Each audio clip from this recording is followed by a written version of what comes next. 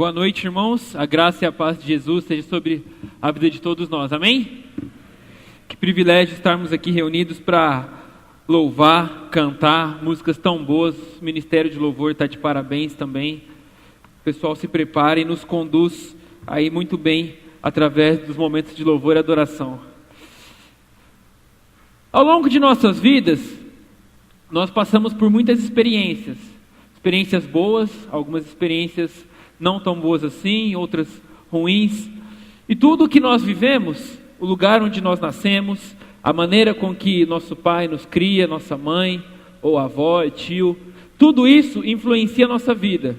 As escolhas que nós fazemos, as escolhas que deixamos de fazer, tudo isso influencia na pessoa que eu sou hoje, na pessoa que você é hoje. Isso reflete nosso caráter e reflete a nossa identidade.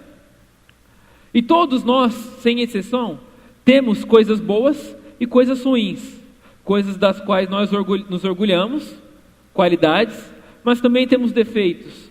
Nós erramos, nós falhamos, isso é normal, isso é natural. E tudo isso é consequência de toda uma vida. De toda uma vida de escolhas, de toda uma criação, de todo um lugar que você veio, de todo um contexto histórico e cultural. Isso nos traz coisas boas e também nos traz coisas ruins. E o tema da mensagem de hoje que nós vamos conversar é o seguinte: eu sou, mas quero mudar. E você vai dar o tema da mensagem para a sua vida essa noite, reconhecendo aquilo que você é, mas que você precisa mudar. Aquilo que você tem feito que não agrada a Deus e que você precisa mudar. Daqui a pouco nós vamos ler um texto e fazer algumas comparações do que acontece nesse texto e do que acontece na nossa vida. Nós que entendemos a palavra de Deus e entregamos nossa vida para Jesus, quando nós fazemos alguma coisa errada, tem o que muitos chamariam de peso na consciência, mas que nós que somos cristãos, sabemos que isso é o Espírito Santo nos apontando o nosso pecado e apontando o nosso erro para que a gente possa mudar e para que possamos ser transformados. É diferente da acusação do diabo. O diabo nos acusa. Quando nós fazemos alguma coisa errada, alguma coisa ruim, vem uma voz do diabo que nos acusa. Mas nós não devemos dar ouvido a essa voz de acusação, mas sim a voz do Espírito Santo, a voz de Deus que nos mostra e nos convence do pecado e para nós podermos consertar isso em nossas vidas. E para isso, eu convido você a abrir sua Bíblia agora no Evangelho de Lucas, capítulo de número 15. Nós vamos ler a parábola do filho pródigo, ou a parábola do filho perdido, talvez esteja assim na sua Bíblia. Lucas, capítulo 15, versículos de número 11 até o versículo de número 32.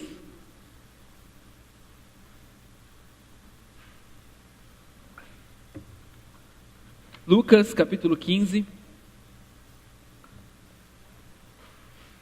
versículos de número 11 ao número 32. A palavra de Deus nos diz: Jesus continuou: um homem tinha 2 filhos. O mais novo disse ao pai: Pai, quero a minha parte da herança.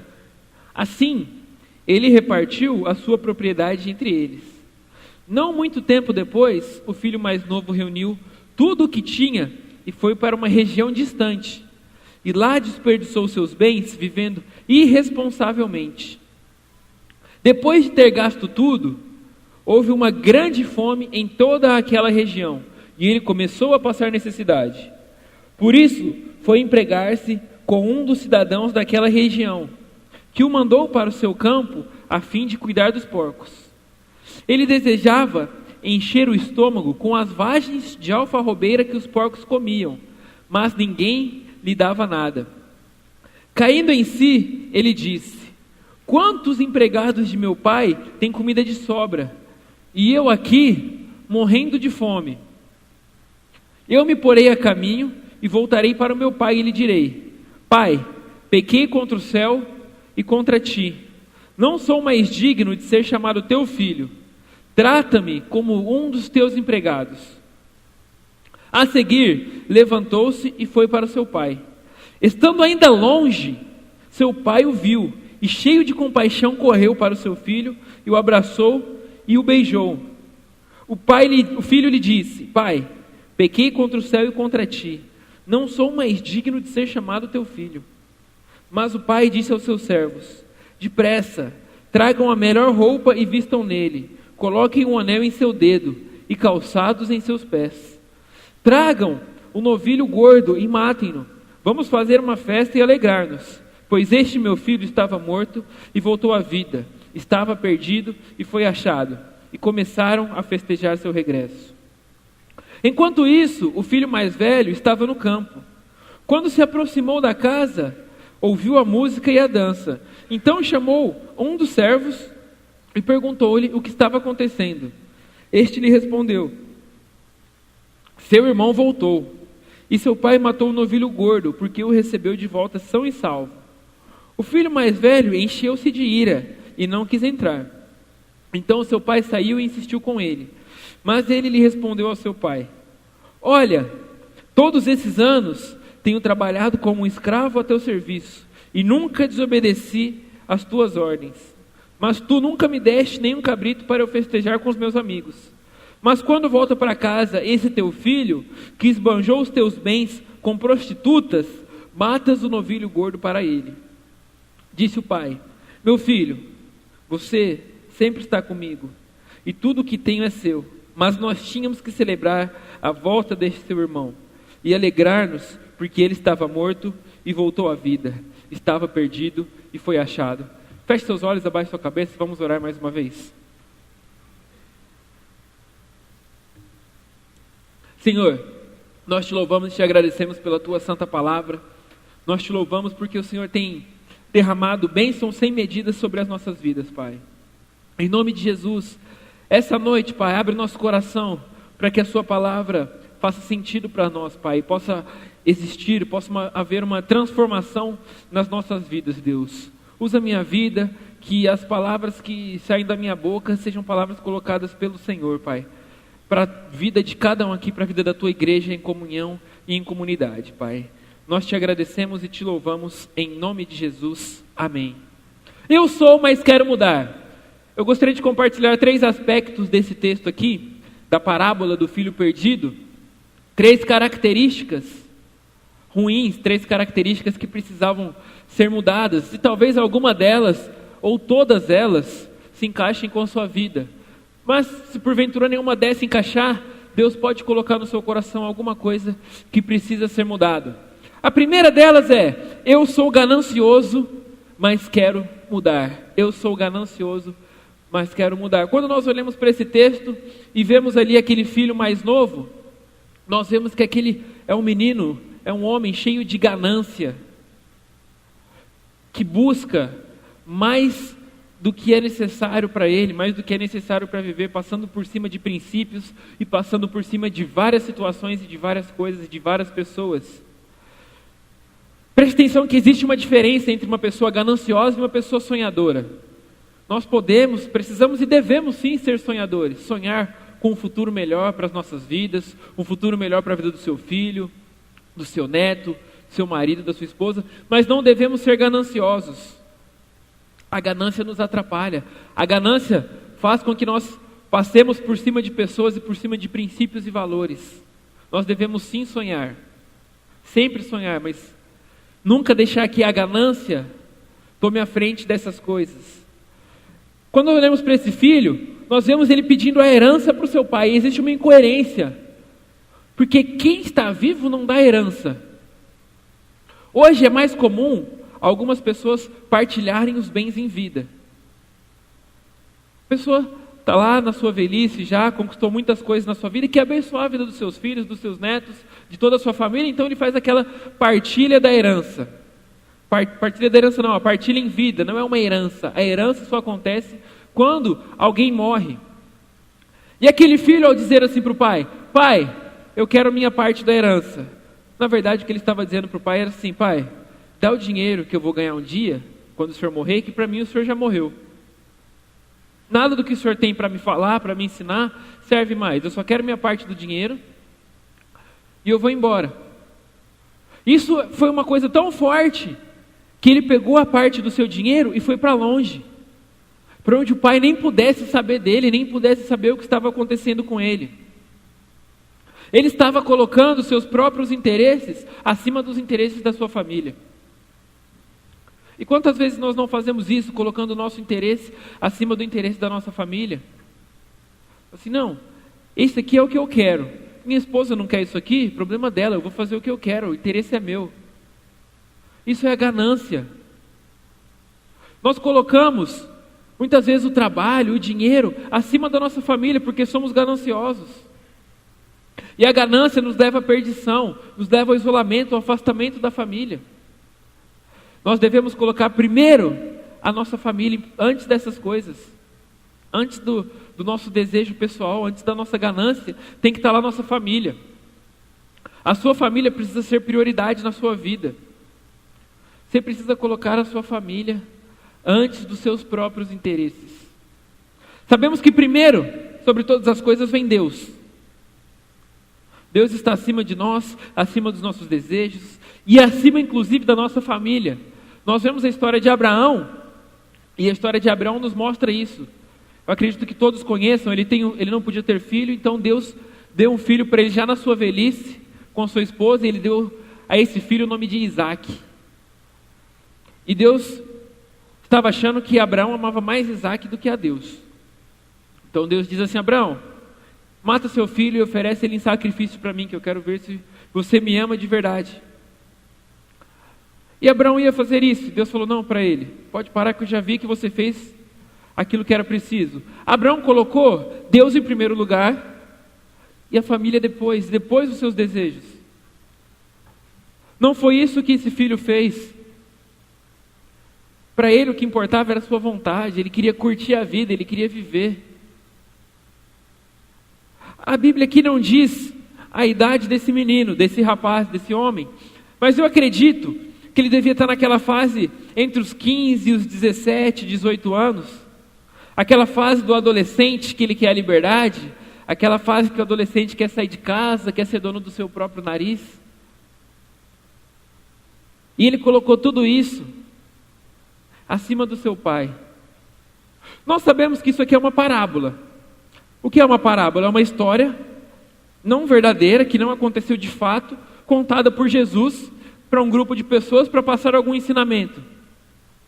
E essa parábola, a interpretação dela é que o filho perdido, o filho pródigo somos nós, e o pai é Deus.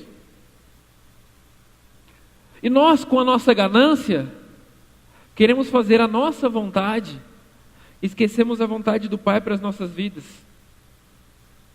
E isso nos faz perder muita coisa. Isso faz com que Deus deixe de derramar muitas bênçãos que Ele poderia derramar nas nossas vidas.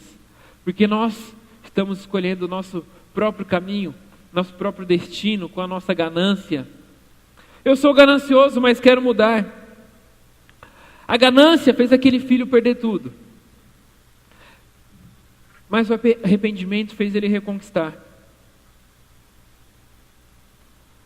Muitas vezes nós temos vergonha de se arrepender, de voltar atrás. E aliás, nós temos vergonha hoje de muitas coisas, mas nós temos vergonha de coisas erradas. A gente não tem vergonha das coisas certas. Tem certas coisas que é motivo de ficar com vergonha, de abaixar a cabeça e ficar quieto, mas outras coisas não.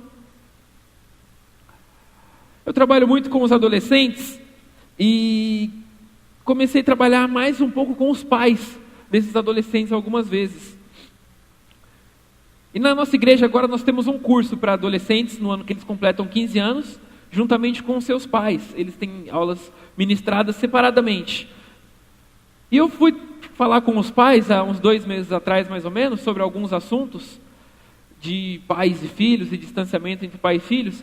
Eu perguntei qual daqueles pais falava abertamente sobre sexualidade com seus filhos. E muitos disseram que tinham vergonha de falar abertamente sobre sexualidade com seus filhos. Isso não é para ter vergonha. Isso é coisa errada para ter vergonha. Muitos filhos têm vergonha de dizer para o pai: eu te amo. Isso não é para ter vergonha. Chegar para o seu pai, chegar para sua mãe, o pai chegar para o filho e dizer: filho, eu te amo. Pai, eu te amo. Mãe, eu te amo. Por muitos anos eu tinha vergonha de falar isso para os meus pais. É coisa errada para se ter vergonha. Nós temos que ter vergonha do nosso pecado, daquilo que nós fazemos que desagrada a Deus, da nossa ganância. Isso é motivo para nós nos envergonharmos. Eu sou ganancioso, mas quero mudar. Segundo aspecto desse texto, que também está na vida do filho perdido, é o orgulho, é a rebeldia. Eu sou rebelde, mas quero mudar. Eu sou rebelde, mas quero mudar. E a rebeldia, preste muita atenção, ela não é um defeito exclusivo de jovens e adolescentes e crianças. Quando se fala em rebeldia, logo se pensa na fase da adolescência. Mas isso não é exclusivo dos adolescentes. Não é exclusivo de pessoas jovens. Pessoas adultas também são rebeldes. Ser rebelde não é só desobedecer o pai. Ser rebelde é você desobedecer o seu patrão, é você desobedecer autoridades, é você desobedecer a lei. Tudo isso são tipos de rebeldia. E principalmente, desobedecer a Deus, aquilo que Deus tem para a sua vida. A rebeldia é um pecado muito grave. Lá em 1 Samuel 15, 23, a rebeldia é comparada ao pecado da feitiçaria. De tamanha sua gravidade. E a nossa tendência, como seres humanos, é sermos rebeldes. Sermos donos de nós mesmos e não nos submetermos a autoridades. Mas a autoridade está ali para nos colocar no nosso lugar, para nos segurar, para colocar um limite em nós. Nós, como seres humanos, a nossa tendência é sermos rebeldes. A nossa tendência é não ser civilizado. A nossa tendência é fazer aquilo que dá na nossa cabeça. Se colocarem as pessoas em um lugar onde não existem leis, onde não existem civilização, as pessoas vão viver praticamente como animais, porque é a tendência do ser humano. É a rebeldia. Mas a rebeldia é tratada em nossa vida, e é tratada com a disciplina que Deus nos dá. O pai nos dá, a mãe dá, mas principalmente Deus. E eu vejo muitas pessoas querendo ser rebelde com Deus. Como o pastor Evandro nos mostrou aqui agora há pouco no momento da oração. Quer se distanciar de Deus. Fala: não, Deus, não quero saber não, a minha vida está toda errada, está dando muita coisa errada, tem muita coisa errada acontecendo na minha vida, então eu não acredito mais em você não, me deixa viver, eu quero seguir meu caminho. Nós nunca temos motivos para ser rebeldes com Deus. Por pior que seja a situação na sua vida, por pior que seja o seu problema, Deus continua sendo bom. Ele continua fazendo o seu papel. Ele continua sendo bom, por pior que esteja a sua vida. Vou dar um exemplo disso. Jó. Nós, como seres humanos, olhando para Jó, ele tinha todos os motivos do mundo para ser um cara rebelde, um homem rebelde. Jó era um homem reto e um homem íntegro. Quando o diabo vai lá falar com Deus, Deus fala assim: você viu meu servo Jó? Como ele é reto e íntegro? E o diabo fala assim para Deus: claro, a vida dele é maravilhosa, deixa eu tirar as coisas dele. E o diabo tira tudo o que Jó tinha, todos os seus bens, seus filhos morrem. A vida de Jó se torna uma completa desgraça. A mulher dele chega para ele e diz o seguinte: por que você não amaldiçoa logo esse teu Deus e morre, que é o melhor que você pode fazer? Olha para a sua vida, olha a desgraça que você chegou, você está no fundo do poço. E mesmo assim, Jó continuou sendo fiel a Deus e não se rebelou contra Deus. Mesmo em meio a toda desgraça que possa acontecer na sua vida, você não tem motivo para ser rebelde com Deus, porque Deus é bom sobre todas as coisas. Deus é bom sobre toda circunstância. Há umas 2 semanas atrás, eu estava aqui na igreja, após um culto, e veio um rapaz aqui, ele sempre passa por aqui pedindo comida, e eu comecei a conversar com ele. Morador de rua, viciado em drogas. Conversamos por algum tempo, ele começou a se abrir, falar da sua vida, da sua família, os problemas, todos os problemas que aconteceram com ele, e ele estava morando na rua, sem esperança, sem nada. Mas algo que ele me disse, me chamou muita atenção. Ele falou assim para mim: eu sei que mesmo em toda essa desgraça que a minha vida está, eu sei que Deus é bom porque eu ainda estou vivo. Mesmo em toda essa desgraça da minha vida, eu sei que Deus é bom porque ainda estou vivo. Nós nunca temos motivos para ser rebelde com Deus. Olhando para o texto, esse menino também não tinha motivo para ser rebelde com seu pai. Ele vivia numa boa casa, tinha vários empregados a seu serviço, e mesmo assim, ele escolheu ser rebelde. E muitas vezes, mesmo nós, em meio a boas situações, em meio a boas circunstâncias, nós somos rebeldes com Deus. Escolhemos as coisas do nosso próprio jeito. Deus fala algo para nós e nós escolhemos fazer da nossa maneira. Nós escolhemos o nosso jeito. Sobre todas as coisas, Deus é bom. Ele é autoridade sobre as nossas vidas para que nós tenhamos limite. E o conceito de autoridade na nossa sociedade, ele tem ficado invertido muitas vezes. Eu ouvi um ditado esses dias que diz que assim, que a banana está comendo macaco. E é verdade, tem muita coisa que você vê, não, está ao contrário isso aí, está errado. São os filhos mandando nos pais. As crianças determinam a regra na casa, determinam o que passa na TV, determinam o cardápio no almoço. Os filhos fazem o que quer com os pais e a gente olha e fica assim, como que isso pode acontecer? Como que uma criança de 3, 4, 5 anos pode mandar no pai escolher o que vai comer ou o que vai deixar de comer? Os mais antigos aí, eu acredito que a maioria se lembra que antigamente era assim, colocou na mesa, tem que comer. Só vai levantar quando acabar de comer, gostando ou não gostando, era assim ou não era? Hoje é assim ainda? Difícil, né?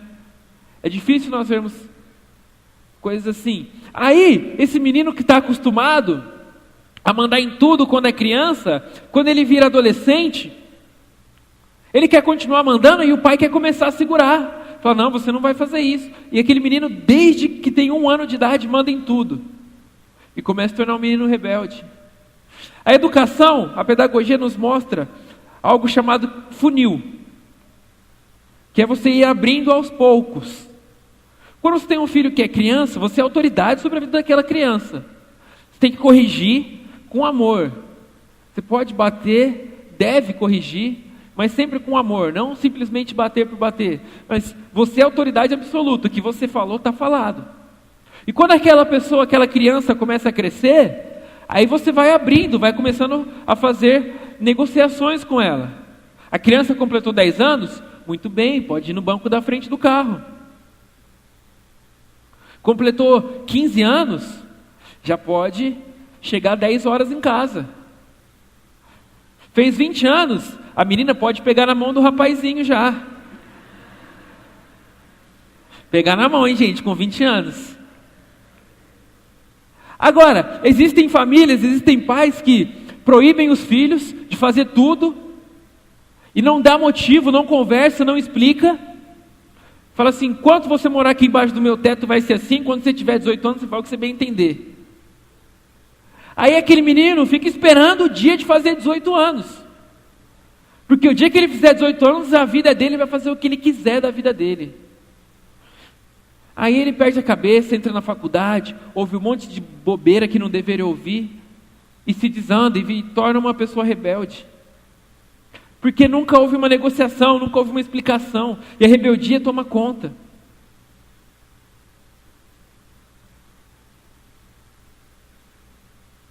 Nós precisamos aprender a negociar aquilo que é negociável, mas nunca negociar aquilo que é inegociável.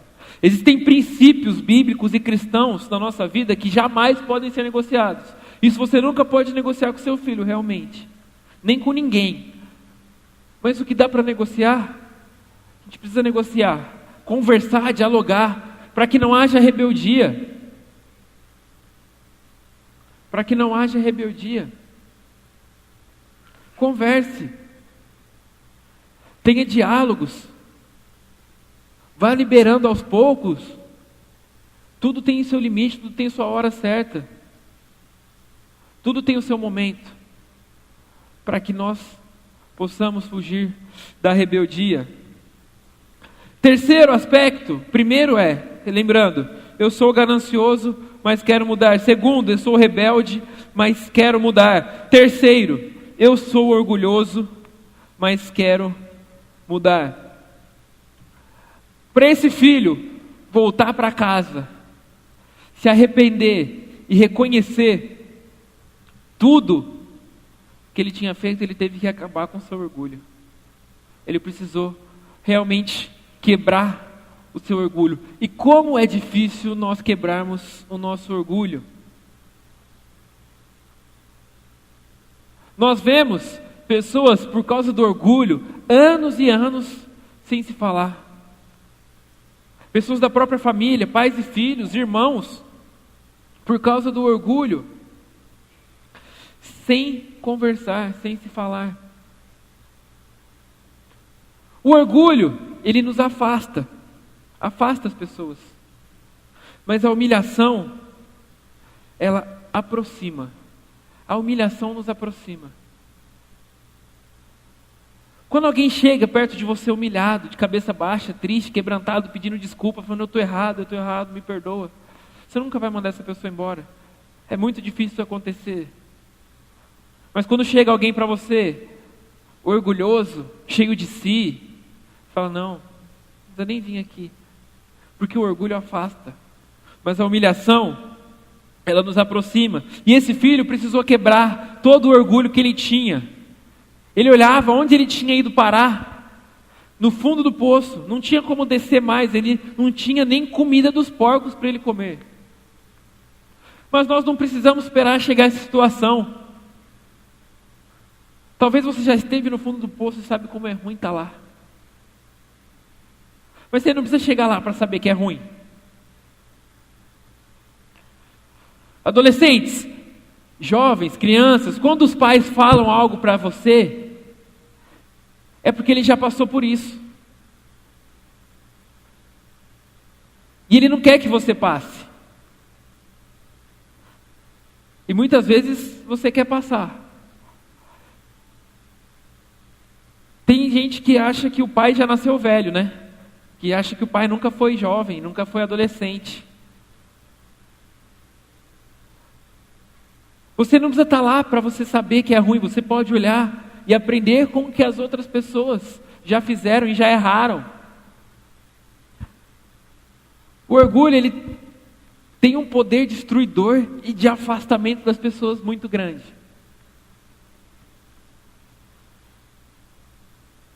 Mas o pedido de perdão, o pedido de desculpa, o reconhecimento do erro, tem um poder muito maior. Um poder de aproximação enorme. Peça desculpa. Peça perdão quando você errar. Quando nós queremos alguma coisa muito, nós sempre damos um jeito. Quando você quer fazer alguma coisa, você sempre dá um jeito. Quando você quer fazer alguma coisa de verdade. Tem um filme que você quer muito ver no cinema. Você fica de olho. 2 semanas antes do lançamento, você já comprou seu convite para ir assistir aquele filme. Mas para outras coisas não é assim. Nós não damos prioridade para algumas coisas. Para a nossa vida em célula, para a nossa vida na igreja.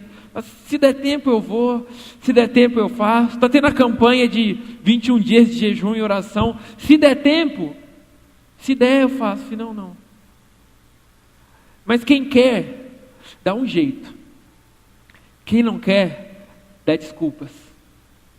Há pouco mais de um ano atrás, eu conheci um rapaz no Rio de Janeiro chamado Aldevan. Rapaz lá da Paraíba, com a sua vida muito sofrida.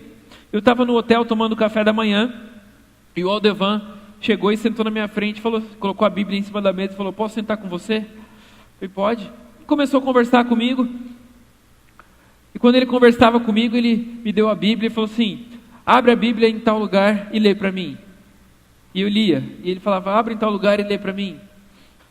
E ao longo das passagens que eu ia lendo, algumas daquelas passagens ele ia falando comigo, decor.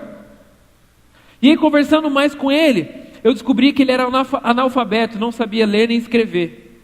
Então ele pedia para as pessoas ficar lendo a Bíblia para ele poder ouvir a palavra e poder decorar a palavra de Deus para a vida dele. Ele podia dar várias desculpas para não ler a Bíblia.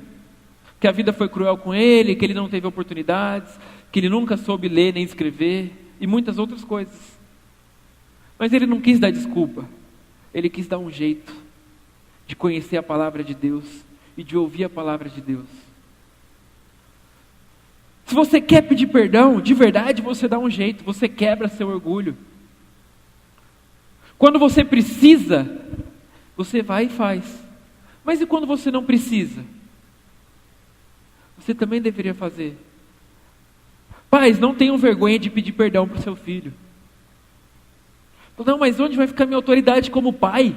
Eu vou pedir perdão para o meu filho, sim. Se você errou, você vai pedir perdão para o seu filho.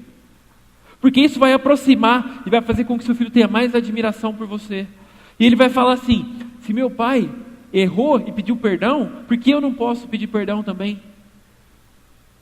Filho, peça perdão para o seu pai. Quando você errar, reconheça o seu erro e peça perdão. Isso vai aproximar você do seu pai, da sua família.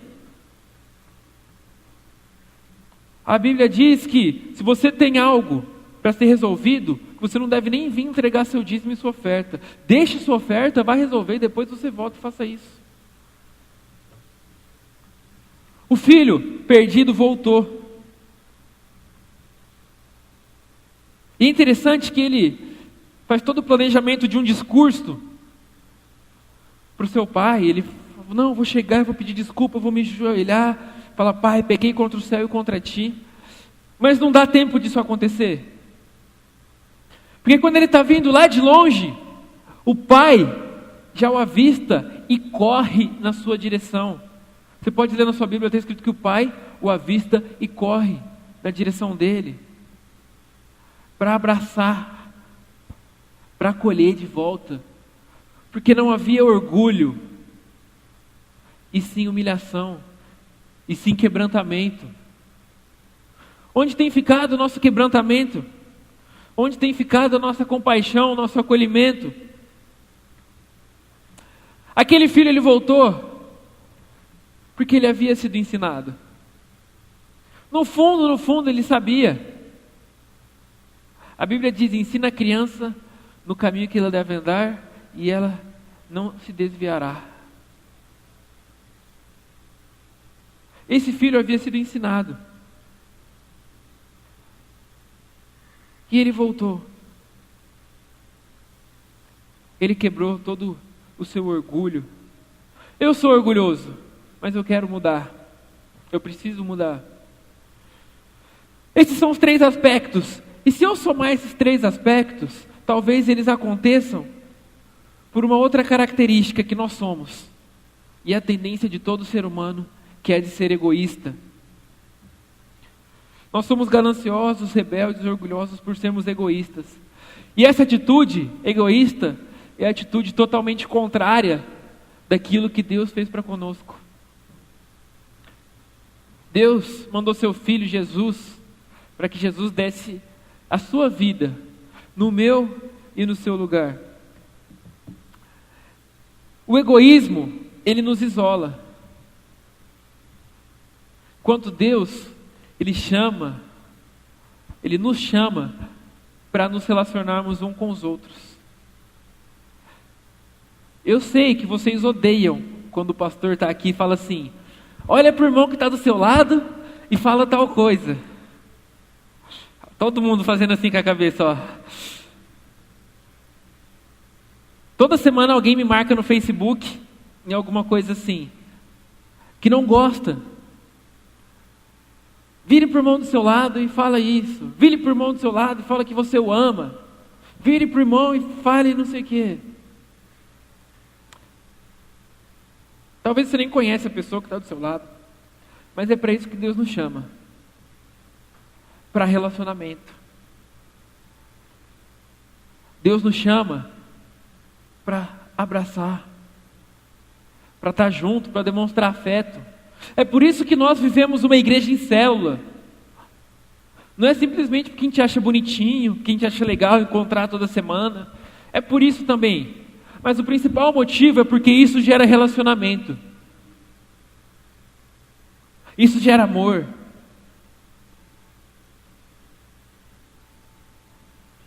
Relacionamento. Deus nos chamou para nos relacionarmos. Por isso que você é ministro na vida do irmão da sua célula. Você é pastor da vida dele.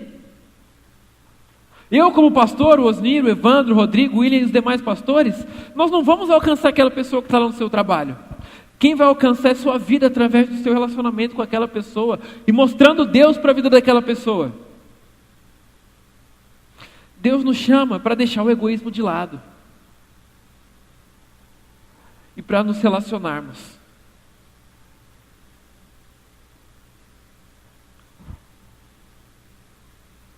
O que você é e precisa mudar?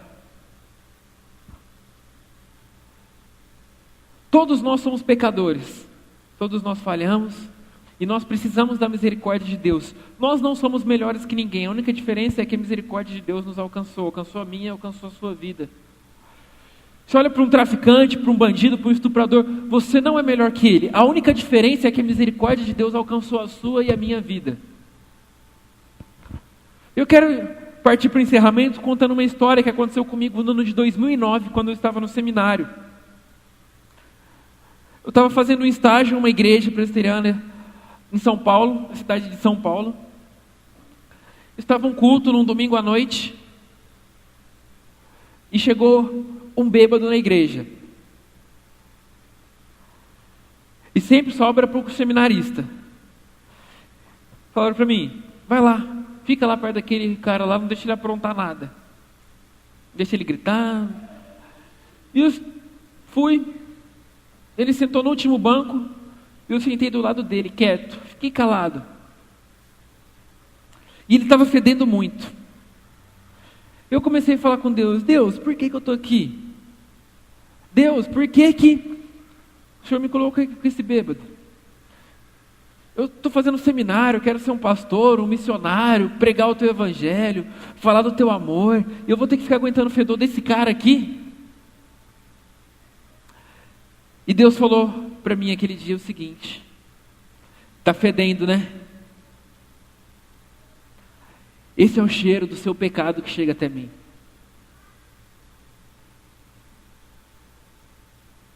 Esse é o fedor do seu pecado que chega até mim.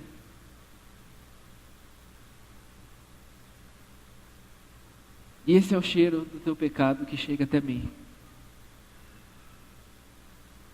Nós somos pecadores, nós falhamos.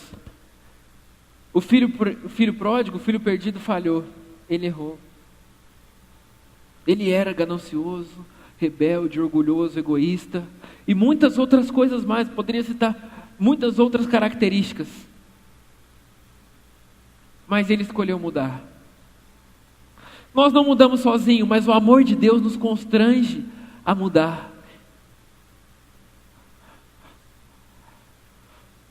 Qual o cheiro do teu pecado que tem chegado até Deus? Qual a atitude, qual a mudança de caráter, qual a mudança de comportamento que você precisa ter? Eu não sei qual é a sua. Eu sei qual é a minha. E eu quero mudar. Eu preciso mudar. E eu só posso mudar colocando nas mãos de Deus.